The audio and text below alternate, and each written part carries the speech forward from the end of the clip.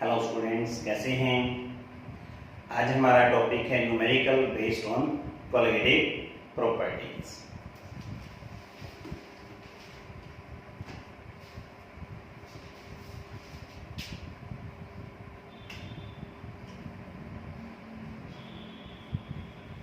Calculate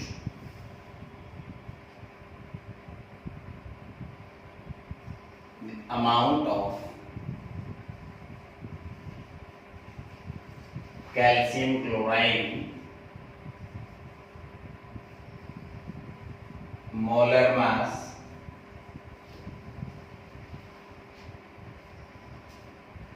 (111 gram per mole) which must be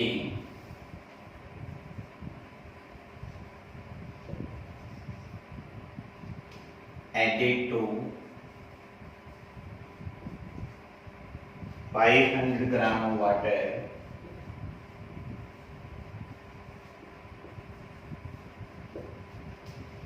to lower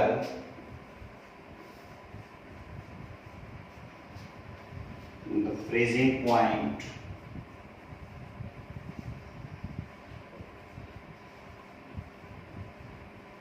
by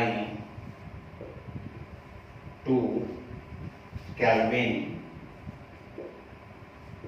assuming CaCl2 is completely dissociated.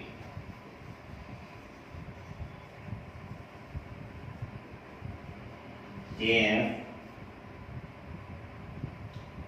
1.86 Kelvin kilogram पर मोल। हाँ बच्चों, numerical solve करते हैं। और numerical solve करने का तरीका क्या होता है, आपको बार बार रिपीट किया है। जो चीजें गिवन होती हैं वो लिख लें, जो कैलकुलेट करना है वो लिख लें, और दोनों में क्या बना लें, रिलेशन बना लें। जैसे स्टेटमेंट को जैसे ही हम पढ़ते हैं तो वो कह रहा है कैलकुलेट। क्या चीज कैलकुलेट करने के लिए बोल रहा है, अमाउंट ऑफ CaCl, यानी वो हमें कह रहा है कि सोल्यूट का मास कैलकुलेट कीजिए। मैंने इसलिए WB लिखा, उसके आगे क्या लगा दिया, क्वेश्चन मार्क। आगे क्या कह रहा है, मोलर मास। मोलर मास का मतलब MB उसने दे दिया है कितना, 111 ग्राम पर मोल। आगे देखिए, आगे वो कह रहा है 500 ग्राम वाटर बोला है, मतलब उसने WA दे दिया है हमें कितना, 500 ग्राम। आगे वाली लाइन बहुत इंपॉर्टेंट है, क्या कह रहा है, to lower the freezing point by 2 kelvin. क्या मतलब हुआ इसका, इसका मतलब ये हुआ कि पानी के अंदर CaCl2 डालते ही फ्रीजिंग पॉइंट कम हो गया। कम होने को हम क्या कहते हैं, लोअरिंग इन फ्रीजिंग पॉइंट। मतलब कि उसने हमें क्या दे दिया है, डेल्टा TF दे दिया है कितना, 2 केल्विन का। आगे वाली लाइन बड़ी अच्छी लाइन दी है, हमारे लिए बहुत आसान कर दिया है। आगे उसने क्या कह दिया है, CaCl2 is completely dissociated.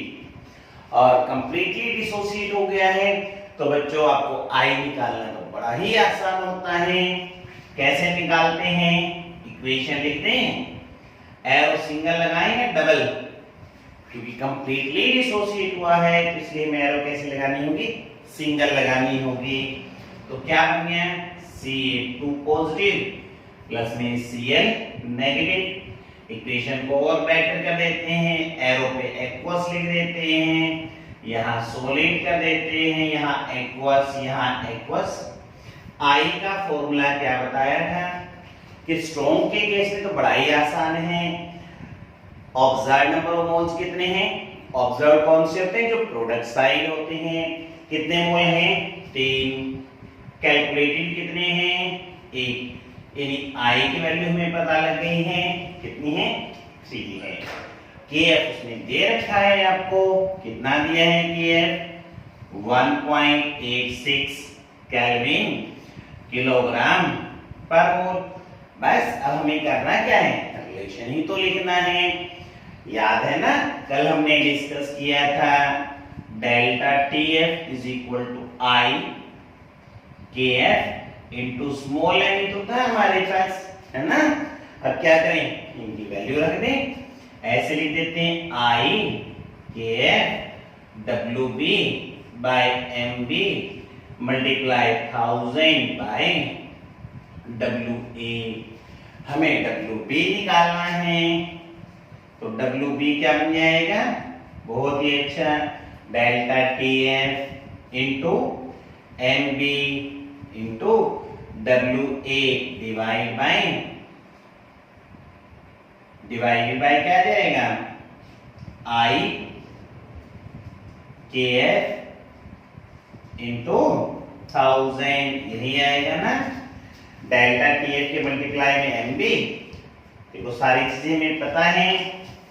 Delta T F की जगह 2 लिख देंगे, एम बी की जगह रख देंगे 111, डब्ल्यू ए उसने 500 दे रखा है, ठीक है। आई हमने कैलकुलेट कर लिया, कितना है 3, के एफ की वैल्यू कितनी दे रखी है 1.86 इंटू 1000। तो इस प्रकार से हम क्या निकाल सकते हैं, डब्ल्यू बी को कैलकुलेट कर सकते हैं। तो कितना आसान न्यूमेरिकल है। चलो एक न्यूमेरिकल और लेते हैं।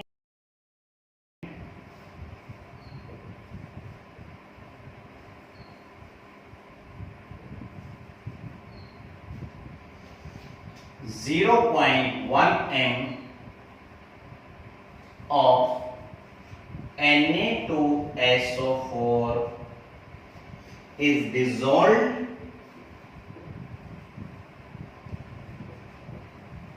to the extent of 95%. What would be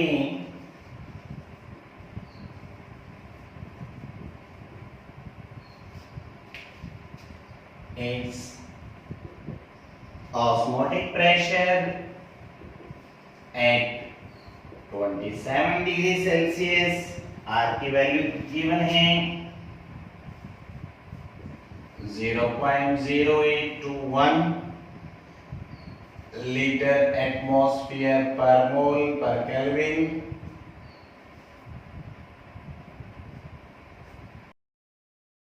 पढ़ते हैं, जो गिवन है वो चीजें लिख लेते हैं। क्या गिवन है, देखो ये क्या लिखा है 0.1 मोल पर लीटर, यानी इसने हमें क्या दे दी है, कंसंट्रेशन दे दी है। कंसंट्रेशन का सिंबल क्या होता है, C होता है। 0.1 m हमें दे दी है। आगे वाली लाइन बहुत बहुत इंपॉर्टेंट है, उसने क्या कहा है नेहा जी, 95% डिसोसिएटेड, यानी उसने हमें अल्फा की वैल्यू दे दी है। डिग्री ऑफ डिसोसिएशन को ही तो हम कहते हैं ना, कितने परसेंट डिसोसिएट हुआ है, अल्फा की वैल्यू दी है परसेंट में, परसेंट, यानी हम ऐसे लिख देते हैं, अल्फा को परसेंट में लिख देते हैं। कितनी वैल्यू दी है, ये वैल्यू दी है उसने 95%, यानी ऐसे लिख दूं 95/100, ठीक है। हाँ जी, फिर पूछ क्या रहा है, what would be it's osmotic pressure. Osmotic pressure क्या है, पाई, वो ये पूछ रहा है। टी उसने हमें दे दिया है, कितना 27 डिग्री सेल्सियस, इसको लिख दें 300 केल्विन। आर कितना दिया है 0.0821 एटमॉस्फेयर लीटर पर केल्विन पर मोल, ठीक है। हमने स्टेटमेंट में जो चीजें गिवन है बच्चों वो लिख ली हैं, जो कैलकुलेट करनी है वो लिख ली है। अब रिवर्स चलते हैं, क्या फॉर्मूला था ऑस्मोटिक प्रेशर का, ऑस्मोटिक प्रेशर का फॉर्मूला होता है pi is equal to I C R T. बताइए इस फॉर्मूले के लिए हमारे पास क्या नहीं है, हमारे पास आई नहीं है, तो आई कैसे निकालें? आई के लिए उसने अल्फा दे दिया है, और अल्फा दे दिया है तो हम क्या मानते हैं कि हमारा इलेक्ट्रोलाइट कैसा है? वीक है। आपको याद है कल हमने किया था, क्या फॉर्मूला बनाया था डिग्री ऑफ डिसोसिएशन के लिए? ये फॉर्मूला था when solute undergoes dissociation. Weak वाले केस में ऐसे लिखा था, आपको याद हो ऐसे लिखा था, है ना? आई का फॉर्मूला क्या बनाया था? 1 माइनस में अल्फा प्लस में एन अल्फा। यानी मुझे अगर आई की वैल्यू पता करनी है तो मुझे क्या चाहिए? अल्फा चाहिए। अल्फा तो है मेरे पास, क्या नहीं है मेरे पास? एन। एन क्या चीज होती है? नंबर ऑफ मोल्स होते हैं। जैसे यहाँ मोल एन है तो फॉर्मूले को हम लिखते हैं, क्या फॉर्मूला दिया उसने?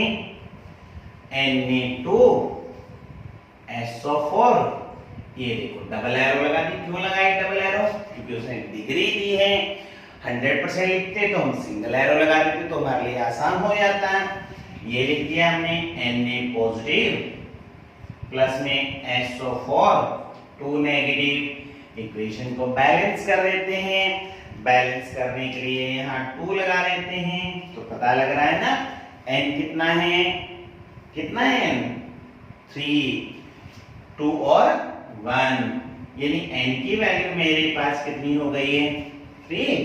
फॉर्मूले में रख दें I is equal to 1 minus में अल्फा प्लस में 3 अल्फा, यानी ऐसे लिख देंगे 1 माइनस में प्लस में 2 अल्फा, यानी 1 प्लस में 2 इंटू 95/100। तो कितनी वैल्यू बन जाएगी आपके पास? ये 1 प्लस में एलसीएम ले लेते हैं। 100 प्लस में 0 190, यानी 290/100, या यूं कह दो 2.9। आई की वैल्यू पता लग गई तो सारी चीजें नोन है, फॉर्मूले में ही तो रखना है हमें। Pi is equal to 2.9 into C कितना दिया है? 0.1 दिया है।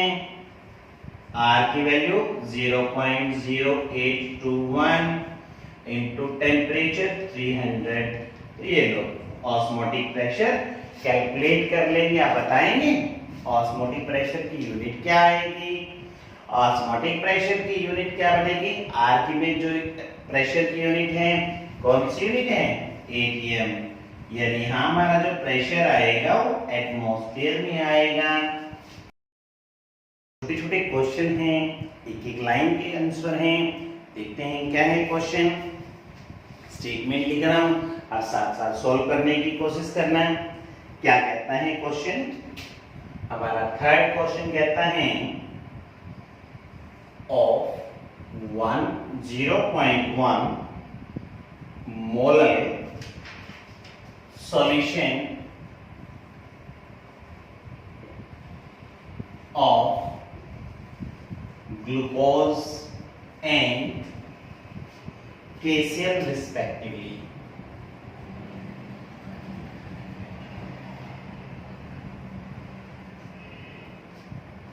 Which one will have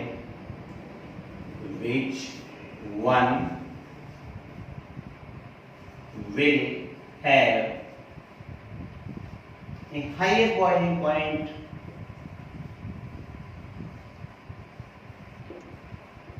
बच्चों आप ट्राई करो, ठीक है? मैं इतने 2 क्वेश्चन की स्टेटमेंट और लिख लेता हूं।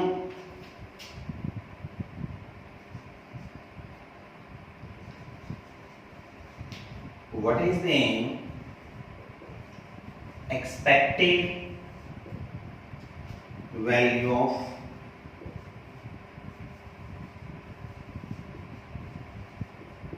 want factor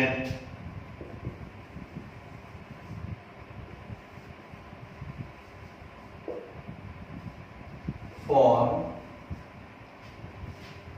K3 Fe3N6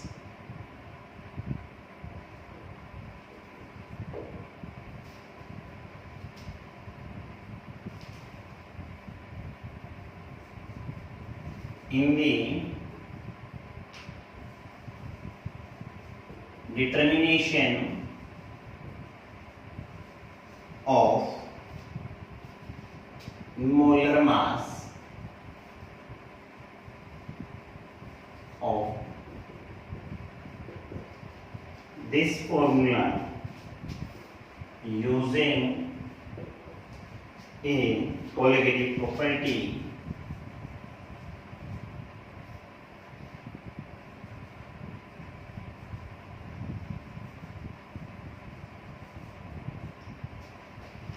what may be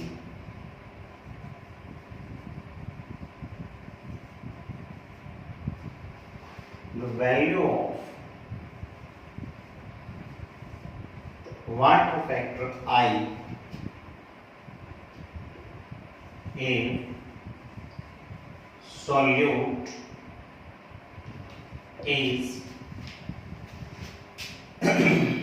50% dissociative. आपको 3 छोटे छोटे न्यूमेरिकल दे दिए गए हैं। लास्ट वाले न्यूमेरिकल से स्टार्ट करते हैं, फिर न्यूमेरिकल से स्टार्ट करते हैं। क्या कहता है? उसने कहा हमारे पास एक कंपाउंड है, आयनिक कंपाउंड एक, वो कह रहा है कि अब बताइए आई की वैल्यू कितनी। ठीक है, कब कहा है उसने? जब कहा है कि 50% डिसोसिएट हो गया है। 50% डिसोसिएट होने का मतलब अल्फा की वैल्यू जो है 50% दी है, या यूं लिख दूं 50/100, या यूं करने 1/2 दी है। ठीक है, अब हमें क्या निकालना है? आई। डिग्री ऑफ डिसोसिएशन में क्या था हमारा फॉर्मूला? ये था ना, ये फॉर्मूला था। वीक है या स्ट्रॉन्ग है? क्योंकि उसने डिग्री दे दी है, तो डिग्री दी है तो हम उसको वीक ही मानते हैं। एरो कैसे लगाई जाएगी? डबल लगाई जाएगी। ये रिलेशन था हमारे पास, I is equal to 1 minus में अल्फा और n अल्फा। हमें यहाँ n की वैल्यू ढूंढनी होगी। I की वैल्यू निकालने के लिए फॉर्मूला क्या है? AB। ये हमने डबल एरो लगा दी है। डिसोसिएट बोल ही दिया है उसने। अगर डिसोसिएट बोल दिया है तो बच्चों क्या लिखो? A positive B negative. Formula देखने से साफ नजर आ रहा है कि n की वैल्यू कितनी है हमारी? 2 है। तो n की वैल्यू 2 है तो फॉर्मूले में रख दें तो हमारा I कितना बन जाएगा? ऐसे लिख दें I is equal to 1 plus में ही अल्फा बचेगा। तो I की वैल्यू कितनी हो गई? 1 प्लस में 1/2 यानी 1.5। तो ये हमारे पास क्या हो गया? फॉर्मूला तैयार हो गया है I कैलकुलेट करने के लिए। I की वैल्यू कितनी आ गई न्यूमेरिकल के लिए? 1.5। काफी इंपॉर्टेंट न्यूमेरिकल है, छोटा है, इफेक्टिव न्यूमेरिकल है। अब हमें ये पता करना है कि इस फॉर्मूले में स्क्वायर ब्रैकेट दे रखी है आपको, 2 मेटल दे रखी है। अगर आपको याद है हमने पढ़ा था, रिडॉक्स पढ़ा था। रिडॉक्स में क्या कहा था याद है? हमने वहां पढ़ा था स्पेक्ट्रेटर आयन पढ़े थे। स्पेक्ट्रेटर आयन कौन से होते हैं? वो आयन्स होते हैं। कौन से आयन? जो रिएक्शन में पार्टिसिपेट नहीं करते, जिनका ऑक्सीडेशन नंबर चेंज नहीं होता। तब हमने कहा था मॉलिक्यूलर फॉर्मूले को अगर आयनिक में बदलना होता है तो उनके आयन बनाने कैसे बनाने सिखाए थे। हमने कहा था अगर किसी फॉर्मूले में एक से ज्यादा मेटल होती है तो एक ही मेटल का बॉन्ड जो है वो आयनिक माना जाता है। यहाँ 2 मेटल हैं, पोटासियम और आयरन, तो इसमें से केवल एक ही मेटल का बॉन्ड आयनिक है, दोनों मेटल के बॉन्ड आयनिक नहीं है। गलती से सभी फॉर्मूले के आयन मत बना देना। जिस मेटल का इलेक्ट्रोपॉजिटिव कैरेक्टर ज्यादा होता है वही बॉन्ड आयनिक बनाती है। सीधा यूं कहते हैं अल्कली मेटल का जो बॉन्ड है वो कैसा है या आयनिक है। वांटो फैक्टर की वैल्यू पूछ रहा है कितनी होनी चाहिए, हम आयंस बना लें। ये लिखा K3 FeCN की होल 6, ये सिंगल एरो। उसने हमें नहीं बताया कि स्ट्रॉन्ग है अभी, अगर ऐसा नहीं बताता है तो उसको हम स्ट्रॉन्ग की तरह ही बिहेव करवाएंगे। अब आई की वैल्यू पूछ रहा है तो इसके आयंस तो बनाने होंगे हमें। अब आयंस कैसे बनाए, अभी बताया ना, दोनों में से एक ही मेटल का बॉन्ड आयनिक है, यानी इस फॉर्मूले में से आप पोटासियम का ही आयन बनाएंगे। तो मेरे पास पोटासियम अलग लिख दिया मैंने प्लस में, Fe के आयन नहीं बनाने, जैसे है वैसे वैसे लिख दिया जाएगा। बताओगे अब चार्ज कितना आएगा, निकाल लेंगे इसके ऊपर चार्ज। ये +3 हो गया, इस पूरे फॉर्मूले का चार्ज कितना मान ले x, then x is equal to -3, तो यहाँ पर मैंने -3 लगा दिया है। इक्वेशन को बैलेंस कर देंगे, बैलेंस करेंगे तो 3 आ जाएगा। अब I कैसे निकालें, ऑब्जर्व्ड नंबर ऑफ मोल्स कितने हैं, ऑब्जर्व्ड है हमारे पास 4, 3 और 1 4, कैलकुलेटेड कितना है 1, तो I कितना आ गया 4। बहुत इफेक्टिव न्यूमेरिकल है, काफी इंपॉर्टेंट न्यूमेरिकल है। बात करते हैं अब फर्स्ट न्यूमेरिकल की। ये न्यूमेरिकल भी काफी इंपॉर्टेंट है, सोच समझ के करना है। पूछा क्या उसने, दो सॉल्यूशन दिए हैं, एक सॉल्यूशन दिया है ग्लूकोज का और एक सॉल्यूशन दिया है KCl का। वो पूछ रहा है किसका बॉइलिंग पॉइंट जाता है, तो बॉइलिंग पॉइंट का फॉर्मूला लिख लें। बॉइलिंग पॉइंट निकालना है तो हम ये लिख लेते हैं formula, delta TB is equal to TBS minus में T0BA। हमें क्या चाहिए, उसने कहा है सॉल्यूशन का बॉइलिंग पॉइंट किसका ज्यादा है। फॉर्मूले से पता लग रहा है कि जिस सॉल्यूशन का डेल्टा TB ज्यादा होगा उस सॉल्यूशन का बॉइलिंग पॉइंट भी क्या होगा, ज्यादा होगा। तो वांटो फैक्टर जोड़ करके निकाल लेते हैं। Delta TB is equal to I KB into small m।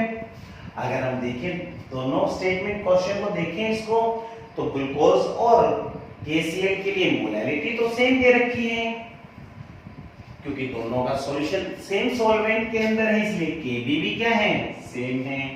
तो हमें I निकालना होगा, जिसका I ज्यादा होगा उसका डेल्टा TB ज्यादा होगा, जिसका डेल्टा TB ज्यादा होगा उसका बॉइलिंग पॉइंट ज्यादा होगा। I कैसे पता करें, I तो बिल्कुल आसान तरीका है, ग्लूकोज का फॉर्मूला क्या है C6H12O6। आपको याद है कलम में पढ़ा था कि हमारे पास ग्लूकोज तो कौन है, नॉन इलेक्ट्रोलाइट है।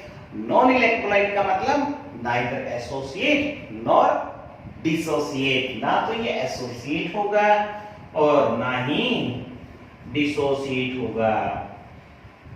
इसका मतलब I की वैल्यू कितनी आएगी, ऑब्जर्व्ड मोल कितने हैं 1, कैलकुलेटेड भी 1, I की वैल्यू बन गई है 1। अब KCl के लिए निकालें। KCl तो हम पढ़ते आ रहे हैं कि ये तो डिसोसिएट होता है, डिसोसिएट होगा तो क्या देगा K पॉजिटिव Cl नेगेटिव। क्या लिखें, I कितना आ जाएगा 2/1, यानी I की वैल्यू 2 आ गई है। KCl के लिए I की वैल्यू ज्यादा है, I की वैल्यू ज्यादा है तो डेल्टा TB ज्यादा है और बॉइलिंग पॉइंट ज्यादा है। इसका मतलब ये हुआ, क्या हुआ बच्चों, कि KCl सॉल्यूशन का बॉइलिंग पॉइंट कैसा होगा, ज्यादा होगा। एनसीईआरटी क्वेश्चन है हमारे पास।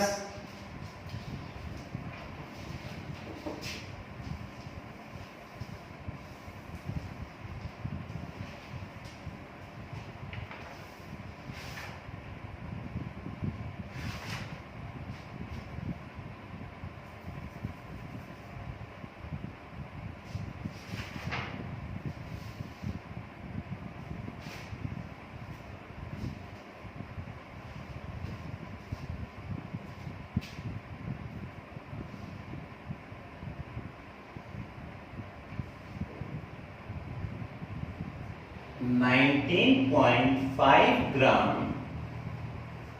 Of fluoroacetic acid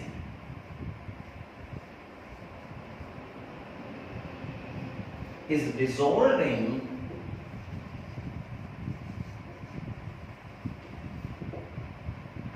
500 gram of water.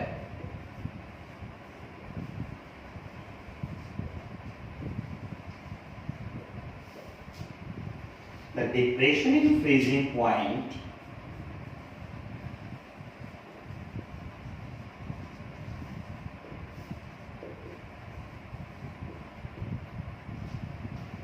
of water is observed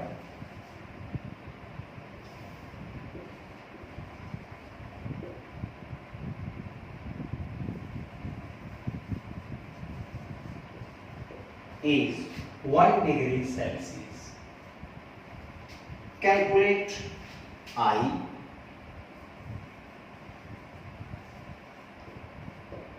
and dissociation constant.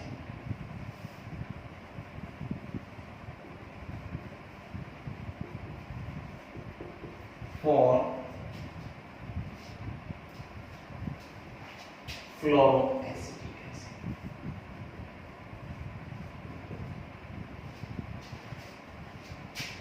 हाँ तो बच्चों स्टेटमेंट आपके सामने हमने लिख दी है। स्टेटमेंट लिख रखी है, अब ढूंढते हैं जो चीजें गिवन हैं, जो चीजें हमें कैलकुलेट करनी है और उनके बीच में फिर बनाते हैं रिलेशन। देखिएगा स्टेटमेंट को जैसे ही हम पढ़ते हैं हमें क्या पता लग रहा है? हमें पता लग रहा है सॉल्यूट का मास यानी WB। WB कितना है? 19.5 ग्राम, यही है ना? हाँ जी, सॉल्यूट का फॉर्मूला पता है। सॉल्यूट का फॉर्मूला पता है तो हम इसका मोलर मास भी निकाल सकते हैं। ऐसे लिख दें 12 into 2 प्लस में 16 into 2 प्लस 19 प्लस में 3 into 1, कुल मिलाकर के ये हो जाएगा आपका 78। आगे क्या दे रखा उसने? WA दे रखा है ना? WA कितना दिया है? 500 ग्राम दिया है। ठीक है, आगे देखो क्या कह रहा है बच्चों, डिप्रेशन इन फ्रीजिंग पॉइंट, मतलब डेल्टा TF दे दिया उसने। कितना दिया है डेल्टा TF? 1 डिग्री सेल्सियस दिया है। ये चीजें तो थी गिवन, वो हमने लिख ली। अब हमें कैलकुलेट करना है आई की बात करें। आई लिखा, मैंने लिख दिया क्वेश्चन मार्क। आगे देखो क्या लिखा है उसने, डिसोसिएशन कांस्टेंट। ये एसिड है ना, एसिड है तो डिसोसिएशन कांस्टेंट को किससे दिखाया था? कि ए से दिखाते हैं। +1 में हमने पढ़ा था ना इक्विलिब्रियम वाला chapter, dissociation constant for acid base. Acid के लिए ए लगाते हैं, बेस के लिए क्या लगाते हैं? बी लगाते हैं। हाँ जी, अब बनाते हैं रिलेशन की, कैसे ढूंढा जाए। हम चलते हैं के ए के पास। के ए कैसे निकाला जाएगा? +1 में हमने पढ़ा था फॉर्मूला, के ए इज इक्वल टू होता है सी अल्फा स्क्वायर। अगर मुझे के ए निकालना है तो मुझे निकालना पड़ेगा सी। सी स्टैंड फॉर कंसंट्रेशन और अल्फा निकालना होगा। अब वीक इलेक्ट्रोलाइट है या स्ट्रॉन्ग? ये है हमारे पास वीक इलेक्ट्रोलाइट, तभी तो डिसोसिएशन कांस्टेंट आया है, तभी तो डिग्री आई है हमारे पास। तो इसका मतलब ये हुआ डिसोसिएशन वाला फॉर्मूला तो हमारे पास ये था। इस फॉर्मूले के लिए हमारा रिलेशन क्या था? I is equal to 1 minus में अल्फा प्लस में n अल्फा। इसका मतलब ये हुआ कि अगर हम अल्फा निकालना चाहते हैं तो हमें दो चीजें चाहिए, तो n चाहिए और एक क्या चाहिए? I। n को हम बता सकते हैं क्योंकि एसिड है, एसिड क्या रिलीज करता है? H तो रिलीज करता है। अगर हम इस फॉर्मूले को ऐसे लिख दें इक्वेशन के फॉर्म में, जैसे इक्वेशन के फॉर्म में लिखते, क्योंकि ऐसे ही है बच्चों, तो h को रिलीज करेगा, हमें n की वैल्यू पता लग गई, कितनी है 2। अब मुझे क्या निकालना होगा, I निकालना होगा। I निकालना है मुझे, कंसंट्रेशन निकालनी है। अब कंसंट्रेशन कैसे निकालेंगे? कंसंट्रेशन निकालने के हमारे पास बहुत सारे तरीके थे, molarity, molality, mole fraction, mass fraction, चीजें थी हमारे पास। हम देखें कि हम यहाँ क्या निकाल पाएंगे। कंसंट्रेशन को एक्सप्रेस करने के डिफरेंट मेथड्स में से कौन सा मेथड यहाँ इजी रहेगा? हमारे पास यहाँ सॉल्वेंट का मास दे रखा है, सोल्यूट का मास दे रखा है, मोलर मास दे रखा है, तो हम इससे मोलैलिटी निकाल सकते हैं। यानी हम कंसंट्रेशन को किसकी टर्म्स में फाइंड आउट करेंगे? किसकी टर्म्स में फाइंड आउट करेंगे? मोलैलिटी की टर्म्स में। हमने मास फ्रैक्शन या मोल फ्रैक्शन का यूज क्यों नहीं किया?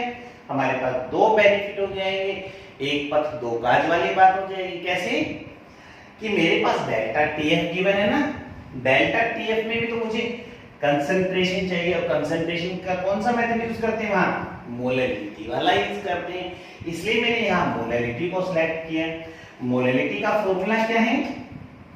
WB by MB into 1000 by WA। अब इस सारी वैल्यू फॉर्मूले में रख देते हैं, तो मोलैलिटी कितनी बन गई? WB 19.5 into 1000 divided by 78 into 500। तो 500 से इसको काट देते हैं, 2 आ जाएगा, और 19.5 से इसको काट के कितना आ जाएगा? 4। ये बन जाएगा आपके पास 1/2। तो आपके पास वैल्यू आ गई है स्मॉल m की, कितनी? 1/2। अब मुझे C पता लग गया है, मुझे I निकालना है। I कैसे निकालें? ये वाला तरीका लगा लेंगे, delta TF I KF into small m। I निकालना है तो delta TF by KF into small m। उसमें दे रखा है हमारे पास डेल्टा TF कितना? 1। जैसे हमने पीछे न्यूमेरिकल्स किए थे कोलिगेटिव प्रॉपर्टीज के, तो क्या कहा था? पानी के लिए ना तो आपको KF देगा ना KB देगा, आपको खुद पता होना चाहिए कि पानी के लिए KF कितना होता है? 1.86 केल्विन किलोग्राम पर मोल होता है। पानी के लिए KB की बात करूं तो 0.52 केल्विन किलोग्राम पर मोल होता है। अभी वैल्यू भी तो रखनी है हमें, 1.86 इंटू 2 पर चला जाएगा।